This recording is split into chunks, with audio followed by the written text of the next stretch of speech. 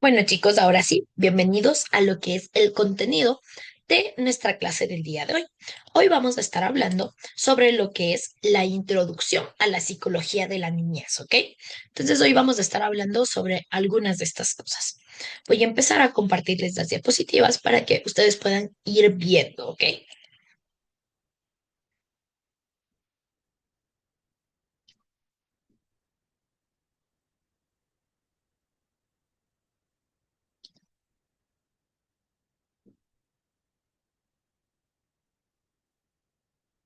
Perfecto. Entonces, el día de hoy vamos a ir viendo sobre todo lo que es la psicología de la niñez. Y cuando hablamos de la psicología de la niñez, estamos hablando de que es justamente esta parte del estudio científico que nos ayuda a descubrir todo lo que es el desarrollo humano. Y obviamente, cuando hablamos de esta psicología de la niñez, está enfocada sobre todo a los niños y adolescentes.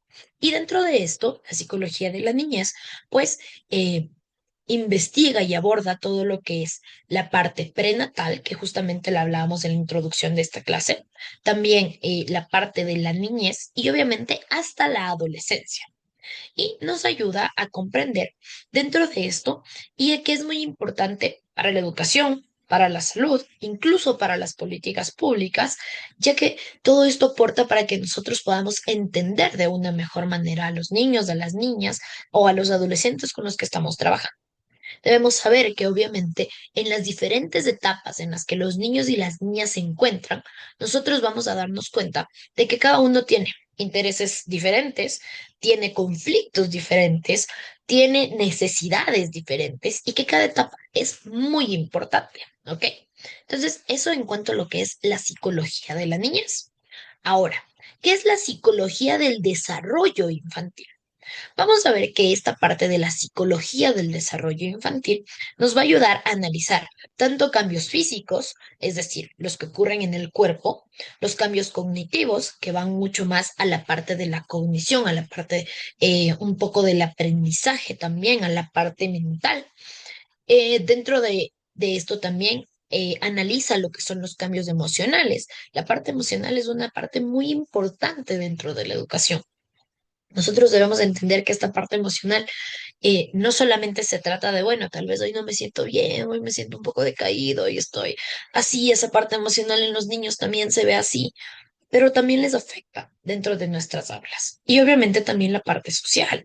Nosotros en nuestras aulas tenemos niños que entre ellos están todo el tiempo, pues cooperando entre ellos, que entre ellos están interactuando, que entre ellos están socializando. Y nosotros debemos saber cómo poder aportar con esta parte social y que obviamente sea una parte social que sea beneficiosa para todos, ¿ok?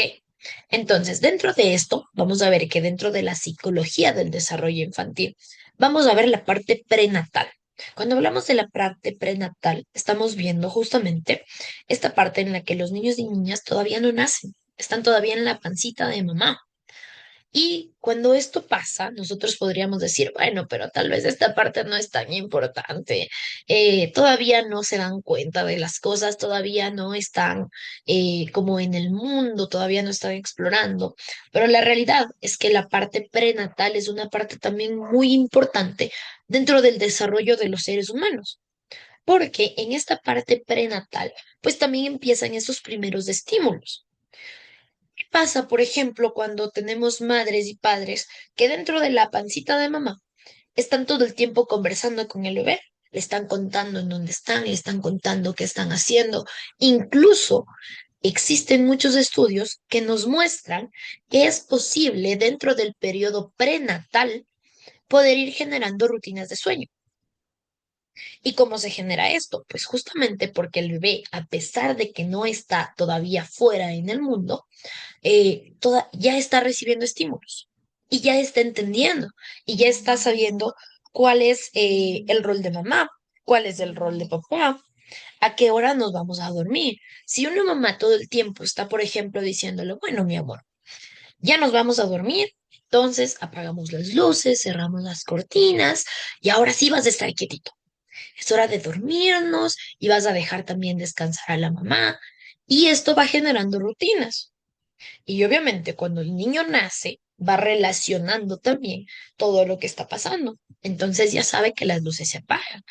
Yo sé que está dentro de la pancita de mamá y de papá, perdón, de mamá todavía, pero dentro de su pancita también se da cuenta de la luz o de la falta de luz. Entonces, si vamos generando estas cosas o vamos también aplicando otros estímulos, como por ejemplo una campanita que nos va a servir para decir, bueno, es hora de dormir. Y la parte de dormir justamente es una parte muy importante, porque cuando los niños y niñas nacen, pues, ¿qué pasa? Tenemos papás desvelados, tenemos papás cansados, tenemos papás que no han descansado nada, que también están frustrados porque justamente no pueden descansar bien. Pero esta parte prenatal también es una parte en la que nosotros podemos ir ya estimulando a los niños. Y después también la parte de la lactancia. Cuando hablamos de lactancia, también estamos viendo que en la lactancia hay un vínculo muy fuerte entre mamá y el bebé. Entonces, la etapa de la lactancia también es una parte muy importante.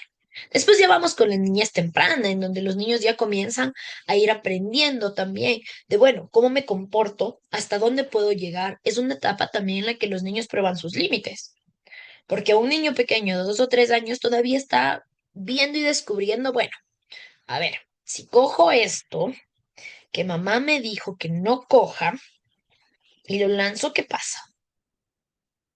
¿Me van a poner un límite? ¿Lo van a quitar? ¿Me van a dejar que yo haga lo que yo quiera? Y todo eso va influyendo. Después también tenemos esta niñez media, donde ya, pues, los niños ya son mucho más conscientes y en donde vamos a ir desarrollando mucho más de esta parte emocional y social también, donde obviamente ya tenemos muchos aprendizajes y muchos conocimientos en cuanto al académico, pero también ya se van sumando esta parte emocional de, bueno, ¿cómo me comporto? Y no hablemos de la adolescencia, en donde la adolescencia se da una poda neuronal.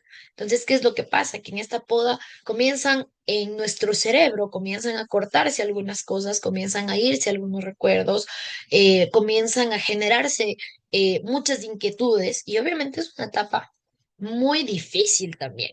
Dentro de la psicología, dentro de las aulas de clase también, porque uno dice, "Ay, ¿cómo lidio con los adolescentes?"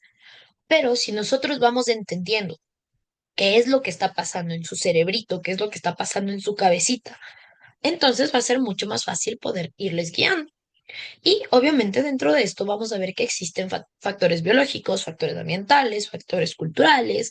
Dentro de lo biológico existen muchos cambios que se van dando, cambios de crecimiento, cambios que cuando eran niños, sobre todo de la niñez a la adolescencia, vamos viendo cambios en las niñas, les van creciendo ya los senos, a los niños también les comienza a crecer ya el vello, entonces todo eso son cambios que van influyendo que en factores ambientales obviamente también van afectando cómo está a su alrededor, cómo está y culturalmente también. Y todo esto es lo que va estudiando dentro de la psicología del desarrollo infantil. Ahora, existen varias teorías en las que vamos a ir explicando sobre las diferentes etapas que van pasando los niños, ¿ok? Entonces ahorita vamos a ir abordando tres, ¿ok? La primera que es la teoría psicosexual, en donde está Sigmund Freud, entonces, ¿qué es lo que decía Freud? Freud estudió mucho eh, con un enfoque sobre todo en las zonas de placer. ¿Qué es lo que pasa con las zonas de placer? Mientras los niños, las niñas y las personas vamos creciendo, existen diferentes situaciones tal vez en las que se siente placer. Y esta es una forma también en la que vamos aprendiendo y en la que también tenemos que irnos fijando porque obviamente tratamos con niños, niñas y adolescentes que son uno completo. Nosotros no podemos decir solamente me dedico a la educación, sino que nosotros debemos ir viendo a los seres como seres completos, ¿ok? Entonces, dentro de esta parte psicosexual, justamente, Sigmund Freud nos habla de algunas etapas, que son la etapa oral, la etapa anal, la etapa fálica, la etapa de latencia y la etapa genital. Y cada una de estas se va dando en diferentes etapas, ¿ok? Dentro de esta, por ejemplo, nosotros podemos ver qué pasa con los niños pequeñitos cuando están descubriendo algo. ¿Qué es lo primero que hacen? Lo primero que hacen siempre va a ser meterse las cosas a la boca. Y no solamente se meten las cosas a la boca porque están explorando, sino porque realmente es una forma de los niños y las niñas de sentir placer, ¿ok? Entonces, Sigmund Freud hizo estos estudios y se dio cuenta que en la etapa temprana podemos ir viendo que los niños tienen estas zonas de placer también a través de su boca. Y por eso se meten todo a la boca, ¿ok? Y esto también nos ayuda a entender de, bueno, ¿por qué se está metiendo todo a la boca? ¿Por qué está en esa etapa en la que coge todo y todo se mete a la boca? Entonces, Sigmund Freud estuvo analizando esta parte. Después también Sigmund Freud nos habla sobre lo que es la etapa anal, ¿ok? Y bueno, ¿a qué hace referencia? Nos dice que es el segundo periodo de desarrollo y este va ocurriendo principalmente entre los 18 meses y los 3 años de edad, ¿ok? Y en donde la principal zona erógena, es decir, esa principal zona de placer que tienen los niños, se da, pues obviamente, a través del ano. Y va mucho más ligado a la parte de lo que es la defecación, es decir, a cuando los niños van al baño a hacer pipí o popó, ¿ok? Bueno, sobre todo popó, porque es la parte de la expulsión, ¿ok? Es como que, ay, sienten mucha curiosidad por estar ahí. Luego tenemos una etapa fálica y en esta etapa fálica, pues los niños y las niñas sienten mucha curiosidad por descubrir si son niños o niñas. Y en esta etapa fálica también es una etapa muy importante porque incluso tenemos niños que de cierto modo se excitan con algunas cosas, porque están descubriendo sus genitales. Aquí empieza esa primera parte de exploración, de autoexploración. Y aquí incluso obviamente tenemos situaciones de niños de 4 o 5 años que se están descubriendo, que están tocando sus partes, o que en el caso de las niñas incluso a veces podemos encontrar las niñas de 4 o 5 años frotando su parte íntima en una silla, por ejemplo, o en una mesa, porque están experimentando también placer. Y obviamente es una etapa de exploración en donde nosotros, como padres, como docentes, no debemos decirles a los niños, hey, no, cuidado, porque culturalmente nos han dicho, ¿no? Como que, cochino, eso no se hace. Pero no es la forma, porque los niños también se están descubriendo. Entonces, es importante explicarles que sí, son sus zonas sexuales, que son sus órganos genitales, pero que siempre, primero, que nadie debe tocar, es una etapa muy importante en donde explicamos justamente y cuidamos esta parte de la sexualidad de los niños, pero también en las que le vamos explicando que eso, por ejemplo, porque pasa que lo hacen mucho en público. Primero que eso no se hace en público. Y segundo, lo más importante cuando vemos esto en los niños es que tratemos de distraerlos con otra cosa, hasta que ellos mismos ya se van olvidando, ya les va pasando, hasta más adelante en la adolescencia, donde se da nuevamente, ¿no? Eh, de ahí tenemos lo que es la etapa de latencia, ¿ok? Y esta etapa de latencia lo vamos a ver que se da entre los 5 y los 12 años, ¿ok? Y en esta etapa se da mucho una disminución, ¿ok? Dentro de los temas sexuales. Y se enfocan mucho más en jugar, mucho más en la escuela, mucho más en las relaciones sociales. Y como que se olvidan de esa parte. Y luego pues aparece la parte genital en donde ya se da una exploración mucho más consciente ya dentro de los adolescentes, ¿ok? Y como les digo, esta teoría está mucho más enfocada en la parte de lo que es el placer. Después también tenemos una teoría que es la teoría psicosocial de Erickson, ¿ok? Dentro de esta teoría nosotros vamos a ver que existen 8 crisis de desarrollo, ¿ok? Y dentro de esta teoría psicosocial, pues nos habla de la parte de lo que es la confianza versus la desconfianza y cómo deben resolverse cada una de estas etapas. Entonces, Erickson estuvo mucho más relacionado a esta parte de cómo la mente funciona por medio de las relaciones sociales, ¿ok? Y más adelante también dentro de las teorías del aprendizaje, vemos uno de los pedagogos, psicopedagogos más importantes dentro de la educación, que es Jean Piaget. Entonces, Jean Piaget nos habla de 4 etapas cognitivas y él obviamente se fue mucho más a lo que es el aprendizaje. Y dentro de esto nos habla de la etapa sensorio-motriz, de la etapa preoperacional, de la etapa operacional concreta y ya de las operaciones formales. y en donde cada una de estas tiene una característica importante que está enfocada al aprendizaje. Dentro de la etapa sensoria-motora, nos habla mucho sobre que los niños necesitan sentir, tocar, moverse para poder aprender. Dentro de esta etapa preoperacional existen ya toda esta parte de lo que son los juegos.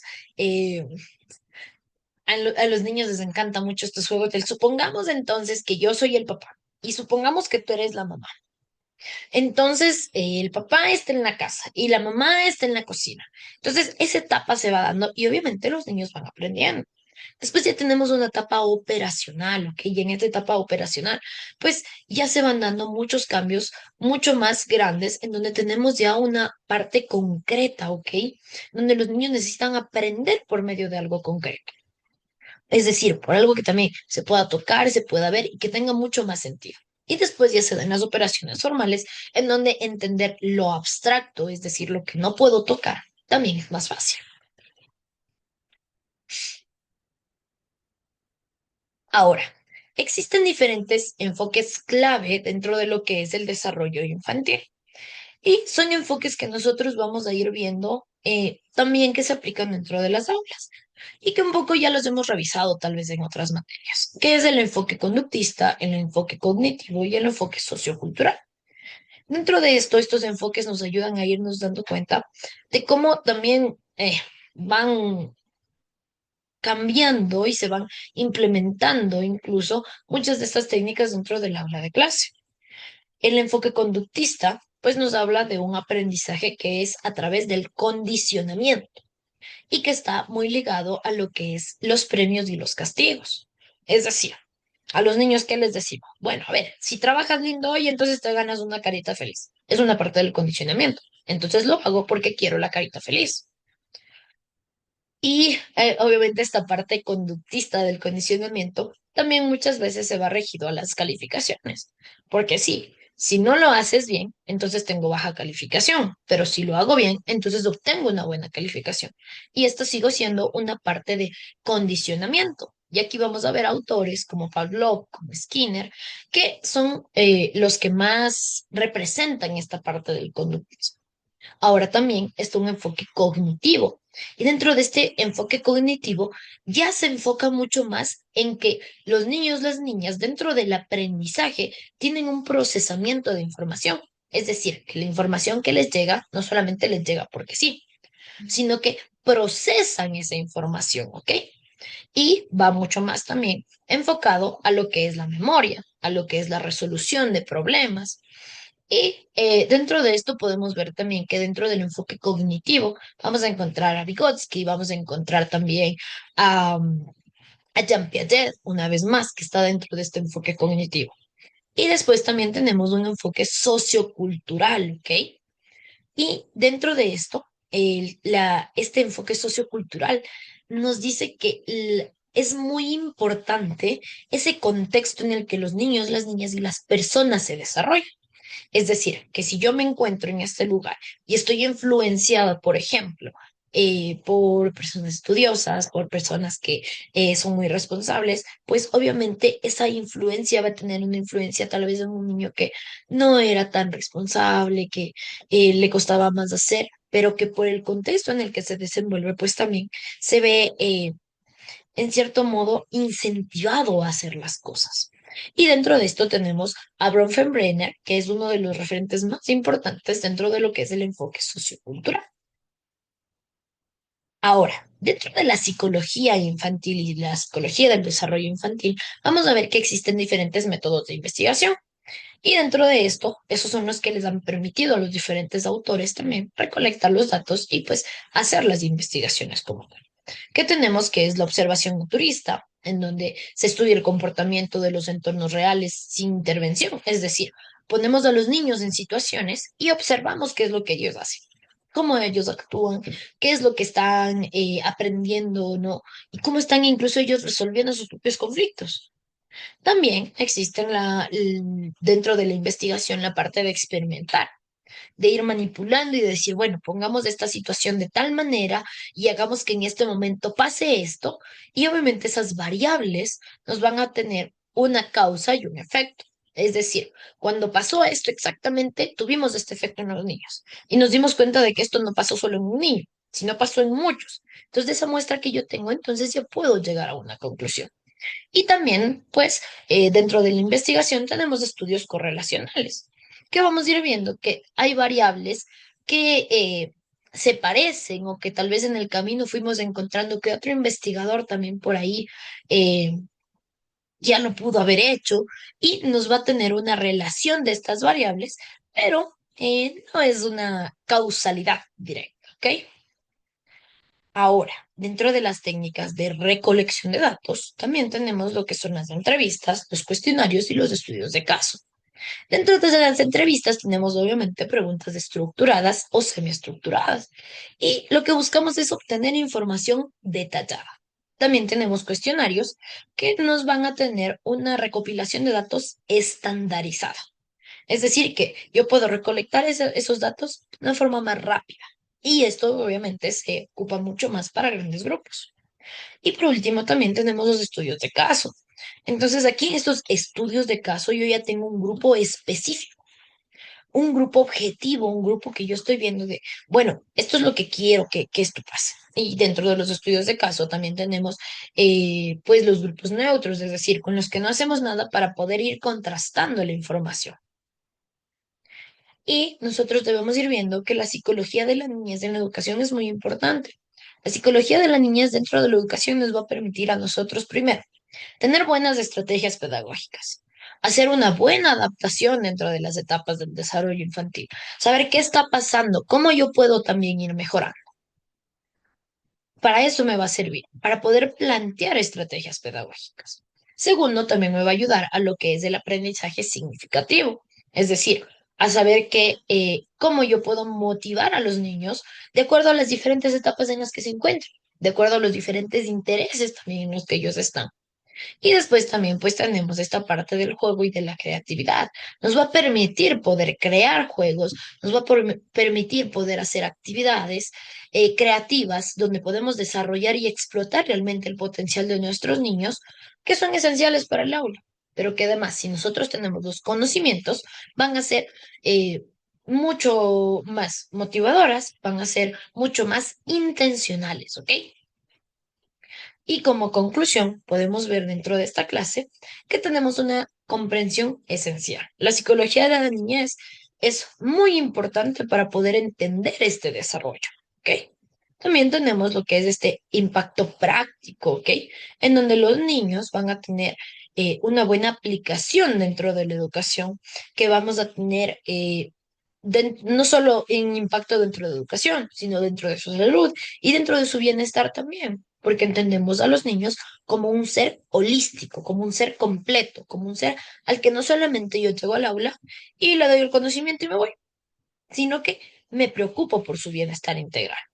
Y por último, también saber que para poder entender no solo la parte de la psicología, sino también la parte de la educación, yo necesito siempre tener una investigación continua, una capacitación continua, en donde yo me voy a ir empapando y voy a ir conociendo cuáles son las nuevas investigaciones que se han dado, cuáles son los nuevos resultados que se tienen, porque todo el tiempo están variando, porque cada generación es diferente, porque incluso los cambios tecnológicos van a ir impactando en la vida de los niños y las niñas, y obviamente dentro del proceso educativo. Entonces, lo fundamental es poder mejorar la vida de los niños y las niñas.